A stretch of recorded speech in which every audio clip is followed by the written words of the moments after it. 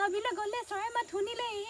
যে উতু জিনামাই যেন তোৰে মাতে লাগে ফিৰি ফাৰা কৰি গছৰ পাত সৰিলে